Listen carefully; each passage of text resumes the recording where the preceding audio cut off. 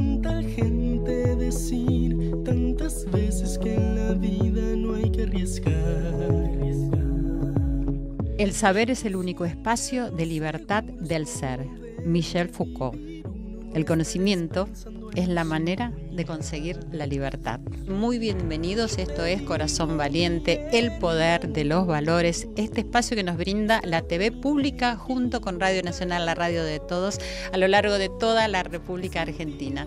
Así que estamos aquí reunidos en el estudio de la radio desde el CCK, una reunión para relajarnos, para reflexionar, un encuentro íntimo. Y yo digo que es un espacio diferente, porque lo que importa aquí es la escucha. Escuchar a nuestros invitados, pero también escuchar tu voz. A partir del eco que te hagan las palabras de nuestro invitado en la conversación que tenemos, podrás sacar tus ideas, tus conclusiones, tus pensamientos, tus preguntas, que a lo mejor no siempre tienen respuesta, ¿cierto? Pero poder escuchar tu voz. Escuchar todas las voces para escuchar tu voz, esa es nuestra idea. No contarte cómo son las cosas, sino que podamos tener un diálogo. Me deleita esta cita que tenemos, me encanta porque me parece que nos acerca y que nos invita al diálogo y a la introspección. Y eso hoy en día no está tan de moda, digamos, ¿cierto? Así que me da mucha alegría que podamos hacer esto. Y hoy tenemos un invitado de lujo, pero no como se dice normalmente, de lujo. Es una persona con la que podríamos reflexionar acerca de cualquier tema. No obstante, tuve que elegir un tema y, bueno, para comenzar la conversación vamos a hablar un poco de cómo nos está atravesando la historia de nuestro país en la actualidad. Y después vamos a ver a dónde nos lleva, ¿no? Que eso es lo más lindo, dejarnos llevar y ver cómo se va haciendo esta conversación, esta charla. Nuestro invitado es médico, es psicoanalista, es un historiador apasionado de la historia argentina, del revisionismo nacional. Él es político, es escritor, es actor. Es un ser humano muy, pero muy reconocido, maravilloso con nosotros, Pacho O'Donnell. Silvia, ¿cómo estás? Un honor que estés acá en Corazón Valiente, te agradezco muchísimo. No, me encanta. Bueno, muchas gracias. Vos sabés que cuando te escuchaba recién la frase de Foucault y demás, y vos que hablaste de historia, me acordé de San Martín. Es importante acordarse muchas veces de San Martín porque fue un personaje extraordinario. La historia oficial, la historia que se cuenta, digamos que nos han enseñado siempre, es una historia que no pudo menos que reconocer que el campeón argentino era San Martín. Sí, sí. Pero eran sus adversarios, o sea, San Martín de alguna manera se exilia de los unitarios, de los liberales, y nunca más vuelve al país hasta que muere en 1850. Y entonces, si bien nos cuentan que tuvo el coraje y la capacidad organizativa de hacer que un ejército inmenso atravesara las enormes moles de los Andes, que luego fue un buen estratega militar y que venció las batallas fundamentales de la independencia americana, pero no nos cuentan bien cómo era intelectualmente. O sea, si nosotros salimos ahora a la calle y le preguntamos a cualquiera, ¿qué pensaba San Martín? Realmente nunca nos dijeron qué pensaba. No. Y San Martín fue un estadista, fue un hombre de ideas. Y fíjate vos, lo que estaba pensando es eso. Es tan cierto el hecho de que el conocimiento es fundamental para la libertad, que San Martín, justamente ayer estaba oyendo una frase de él, porque San Martín hizo la Biblioteca Nacional de Chile, hizo la Biblioteca Nacional de Perú, y después de muerto, o sea, lo hizo con sus propias bibliotecas, o sea, era un gran lector. Sí. Y después de muerto, su yerno le dona a la Argentina lo que es una de las bases de la Biblioteca Nacional de Argentina. Y San Martín tenía una frase ahí muy, muy linda, donde habla del saber, del conocer, del libro, que en esos tiempos era la forma de conocer, digamos, de saber, la única prácticamente, o la mejor por lo menos, como un antídoto de la tiranía. ¿No? Dice, donde hay saber no puede haber tiranos. Donde hay saber, pero eso es muy importante. Sí, y muy grave en estos momentos, o sea, que hay que la crisis ha hecho que momento leer sea algo muy, muy complicado. Sí, no obstante, lo que estás diciendo me lleva a lo que te quería preguntar como primera necesidad mía desde chica, ¿no? Es decir, que te voy a hacer esta pregunta y vamos a ir a una pausa porque siempre tenemos que ir a una pausita cuando comenzamos, sobre la historia. ¿Cómo sabemos que lo que nos cuentan es verdad? Es algo que yo me pregunto de chica y que me hace ser un poco reticente en relación a la historia, ¿no? Más allá de los hechos, que son irrefutables, pero las opiniones y los puntos de vista, ¿pueden cambiar la historia? Vamos a ir a una pausa y ahora me contás. Ya volvemos. He escuchado tanta gente decir tantas veces que en la vida no hay que arriesgar. Aquí estamos con el gran Pacho O'Donnell y continuamos en Corazón Valiente. Le habíamos dejado esta pregunta, es decir, que yo tengo desde niña, ¿no? Que claro. es decir, ¿cómo sabemos que es verdad lo que cuenta la historia? La objetividad histórica no existe. Siempre hay una interpretación de los hechos. El historiador está atravesado por su origen social, por su nacionalidad, por su ideología, por su pertenencia, por sus intereses. O sea que no existe siempre hay un nivel de subjetividad importante. En el caso argentino el tema es bastante más serio, porque la historia argentina la escribieron los liberales, los porteñistas, los centralistas, los que vencen en las guerras civiles, que vencen al federalismo. Sí. Y entonces entienden muy inteligentemente que la historia es una base ideológica. Por ejemplo, un aparato ideológico del Estado, como diría tu amigo Althusser, en el sentido de que de escribir la historia es un fundamento para extender su ideología, sus intereses, y sobre todo hacerlos naturales, es decir, que jueguen, funcionen, sin que te des cuenta que están actuando sobre vos. Por eso la historia argentina es una historia muy parcial, muy amañada, está escrita con un propósito político e ideológico. Por eso el revisionismo histórico que vos hablaste, o sea, la idea de hacer más verdadera la historia, despojarla en la mayor medida de lo posible de esa intencionalidad que llevó a nuestra historia oficial a oscurecer ciertos personajes, a oscurecer ciertas circunstancias y al contrario iluminar demasiado algunos personajes, algunas circunstancias. O sea que es un trabajo y tener una historia verdadera, lo más verdadera posible, es decir, sabiendo que no hay objetividad, es clave, es decir, es muy difícil sostener un proyecto nacional si no es sobre una historia verdadera. Esa es una frase de Arturo Jauretche. Y eso es fundamental lo que acabas de decir, claro. Absolutamente. Sí. Pasa como en las personas, o sea, la neurosis tiene mucho que ver con una versión equivocada que uno tiene de uno mismo. En cierta medida el psicoanálisis cuando te puede ayudar es porque de alguna manera vas encontrándote verdaderamente con lo que es, quién sos verdaderamente, ¿no? ¿Cuál es tu verdadera historia? Claro.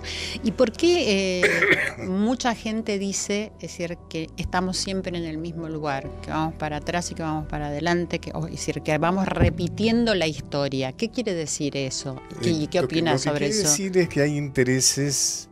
Por ejemplo, el choque de intereses entre el sector dominante y los sectores populares es inevitable.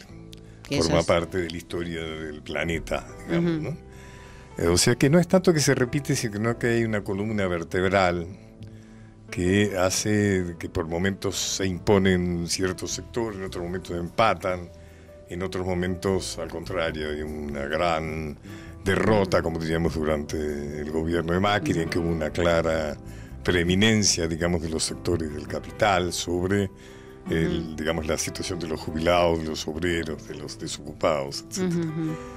O sea que en ese sentido tiene que no es tanto, sino que casi deberíamos apelar a la lucha de clases de Marx, ¿no es cierto? Hay algo que es la famosa grieta es normal, no puede no existir. En todo caso, a veces existe en forma salvajemente violenta, como pasó durante la dictadura cívico-militar. En otros momentos prácticamente se disipa, pero en otros momentos, como durante este gobierno, aparece como una grieta, por suerte no violenta, sino más bien insultante, diríamos, ¿no? Y una muy grieta marcada. mal educada, diríamos, ¿no? Claro. Pero esa grieta existe siempre. Pero como que existe siempre. Existe siempre, o sea, porque es el choque de intereses, eso es inevitable. ¿Y cómo relacionarías el populismo y el autoritarismo del siglo XX con lo que está sucediendo ahora, por ejemplo, con Trump, digamos, Maduro? Es decir, ¿qué relación hay entre esas formas? Vos cuando asocias populismo con autoritarismo estás dándole ya un sesgo negativo a la palabra populismo. Dentro de esa disputa que tenemos, que acabamos de hablar, un campo de batalla muy importante es el de las palabras. O sea, si vos lográs descalificar una palabra, ya has ganado mucho. Por ejemplo, claro. Si a héroes capaces de inmolarse en la vida, como pasa en los países árabes, conseguís que se los llamen terroristas, bueno, ya has ganado mucho, ¿no? Ya has ganado Es mucho. verdad. Ajá. Inclusive si vos conseguís, dado el desprestigio de la derecha, digamos, decir que alguien es de derecha y te creen, bueno, ahí ya también Claro, ya estás le has dado un definiendo. buen golpe en la mandíbula, ¿no? Sí, sí. Y en ese sentido ha habido toda una tarea para desprestigiar la palabra populista. Ajá. O sea, se dice populista, es populista como si fuera. Bueno, el populismo es una forma de organización social que en todo caso para los intereses populares es mejor que el capitalismo. Es decir, el populismo, si bien no pretende una revolución social como el marxismo, es más bien una orientación más verticalista, o sea que no compromete la propiedad privada, digamos, o Sí. eso. Pero sí, de alguna manera establece que una prioridad del gobernante es estar atento a las necesidades de los sectores más desclasados. O sea que, diríamos, eso es una característica del populismo, digamos. Si bien hay sectores que privilegian el desarrollo industrial o el libre mercado, que gane el que gane y que se jorobe el que pierde, etcétera, etcétera. El populismo, el peronismo es un ejemplo típico del populismo. Se ocupa, si bien no produce un cambio fundamental, digamos, de la sociedad, de alguna manera que considera que el acto de gobernar es un acto que en principio tiene fundamentalmente el propósito de dar felicidad a todos, ¿no? No sí. solamente a algunos, sino a todas y todos. Así es. Bueno, el autoritarismo es algo malo, ¿no? O sea, es lo más antidemocrático que puede haber, es el autoritarismo. Sí, quizás la Pues peor. dijiste Maduro me parece que es una dictadura, ¿no? Es una dictadura. Nos estamos olvidando demasiado de Ortega en Nicaragua. Hay algo que está pasando muy, muy parecido a lo de Venezuela en Nicaragua. Ortega, que fue gran revolucionario, que supo en su momento llevar adelante una revolución contra los tiranos que obedecían a los intereses norteamericanos directamente. Sí. Luego ha ido derivando actualmente a una dictadura bastante sangrienta, compleja. El mismo caso de Maduro, ¿no? No se entiende, yo no entiendo muy bien. Tengo discusiones con la gente que defiende a Maduro. ¿Y por qué Veo lo tantos defiende la venezolanos, gente? está lleno de venezolanos en la Argentina, ¿no? Lleno. ¿Y Y qué argumento realmente tienen las personas? cuando te vas, también me pasó cuando yo me exilié en la época Sí. de la dictadura. Si vos te das de tu país es porque la situación debe ser muy mala, muy mala. Bueno, eso cuentan todos los venezolanos Claro, que están acá, ¿no? muy Y digo, mal. tampoco entiendo qué parte defienden de lo de Maduro, ¿no? Es decir, la gente que vos decís, tenés discusiones, digo, no entiendo muy bien qué es lo que se defiende. Mira, hay algo típico, eso me lo explicó alguien, esto es una explicación muy simple. En Argentina, en muchísimos argentinas y argentinos, todo aquello que está en contra de Estados Unidos es bueno. O sea, la gran virtud que tiene Maduro en este momento para muchas y muchos, más allá Sí. de las prisiones de desaparecidos, aparentemente Sí. hay desaparecidos, ¿verdad? Es que está enfrentado con Estados Unidos. Eso es suficiente como para disculparle y todo.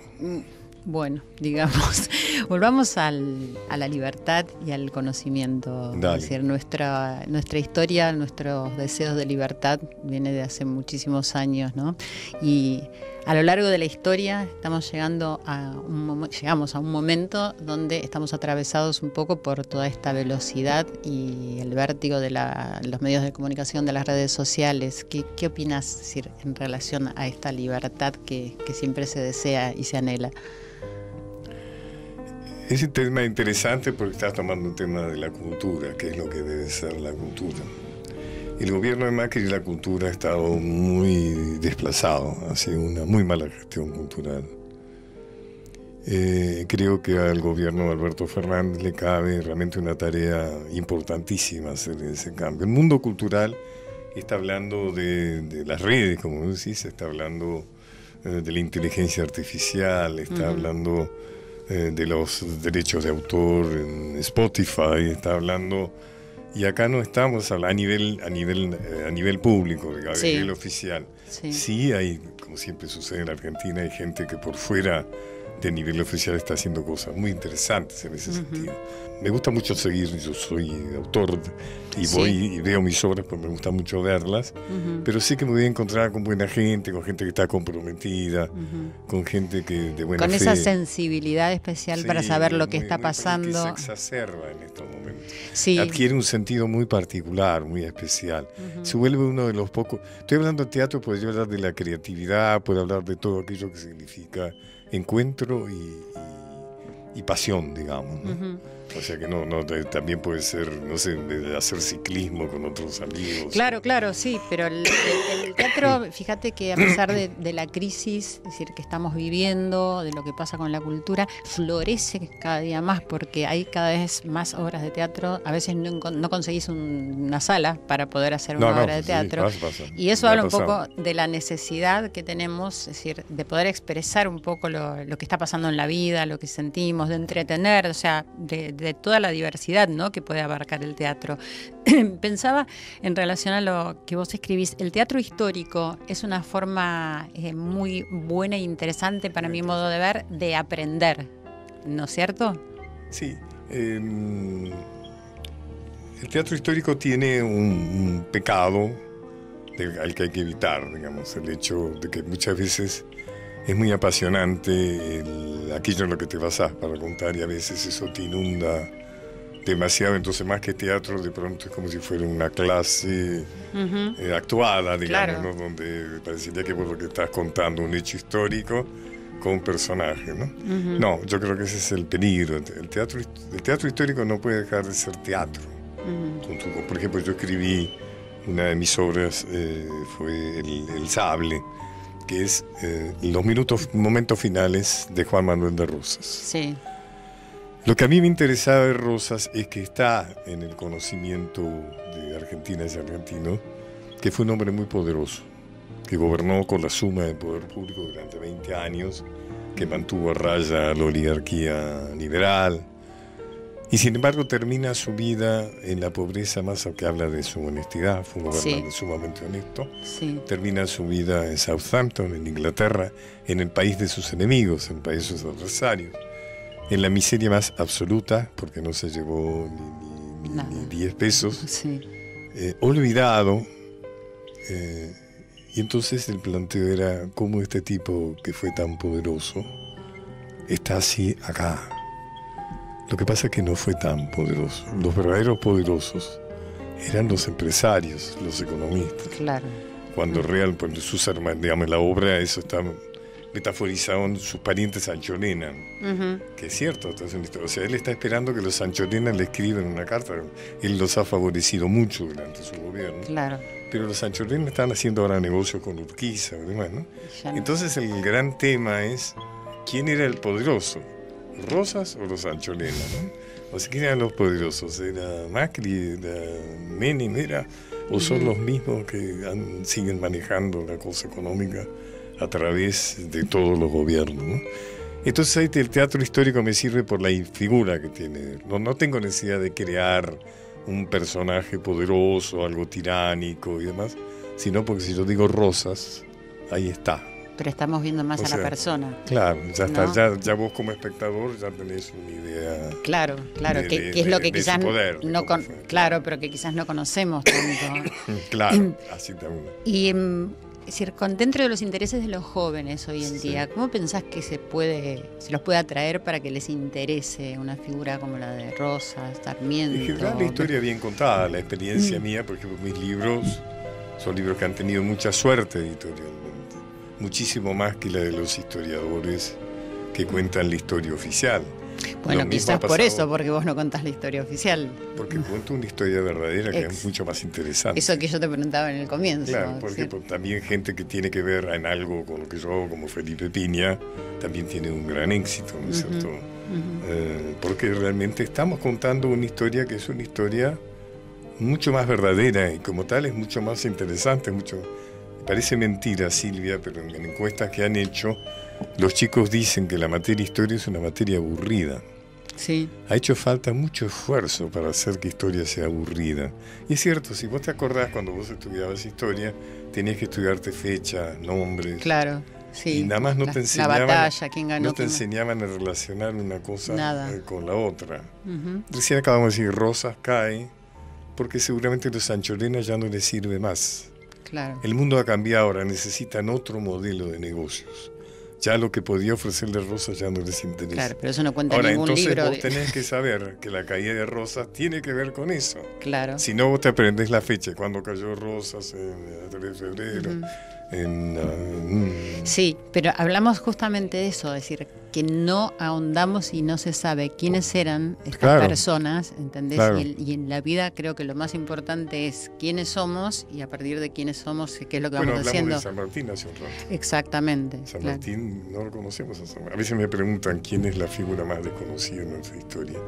Y yo digo San Martín, porque San Martín nunca nos dijeron qué era lo que pensaba. Y si nunca nos dijeron lo que pensaba, claro. ¿Cómo nos explicamos que en el 24 se va y muere en el 50, 26 años después, lejos de su país, y aborrecido acá, injuriado, maltratado por sus contemporáneos? ¿Sabés cuánto tiempo tardan en repatriar los restos de San Martín? 30 años, sí.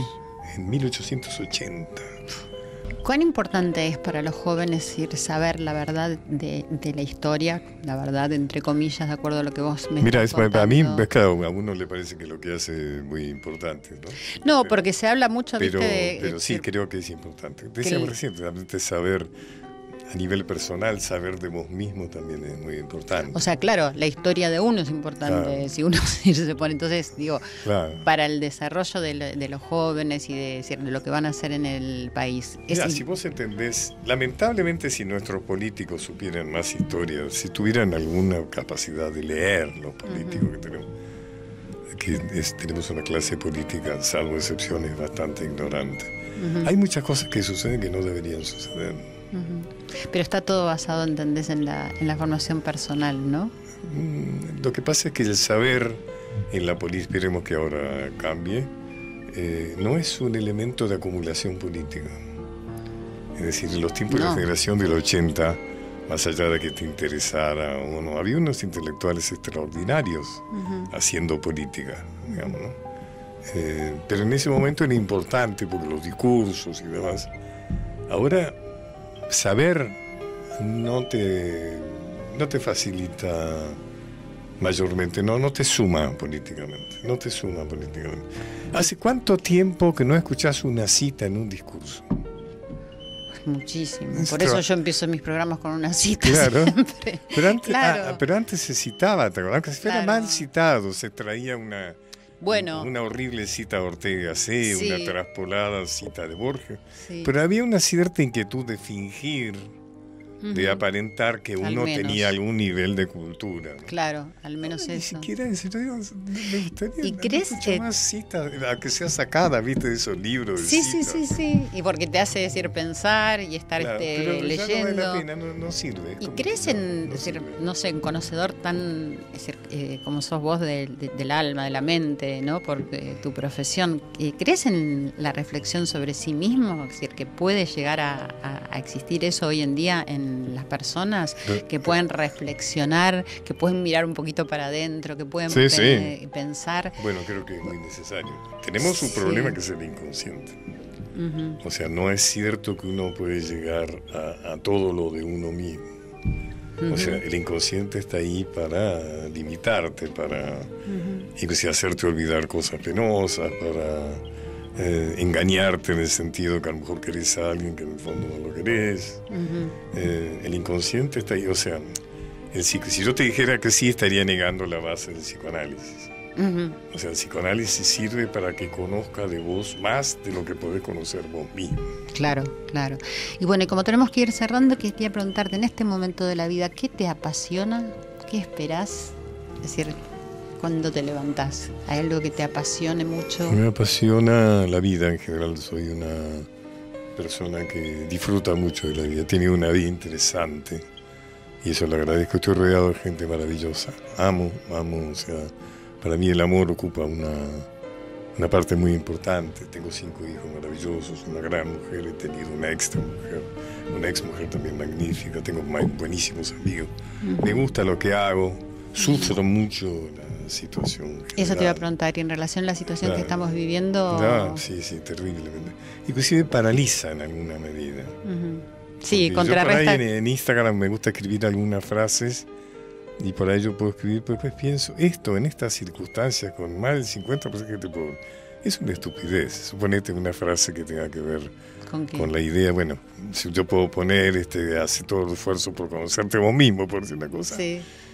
Y decir esto en el momento que más de la mitad de la gente es pobre, me hace dudar, ¿me entendés? Si tiene algún sentido, sí, ¿no? Hablar de ciertas cosas. Yo creo que tiene sentido siempre hablar de pero uno. No ha sido un buen ejemplo, pero...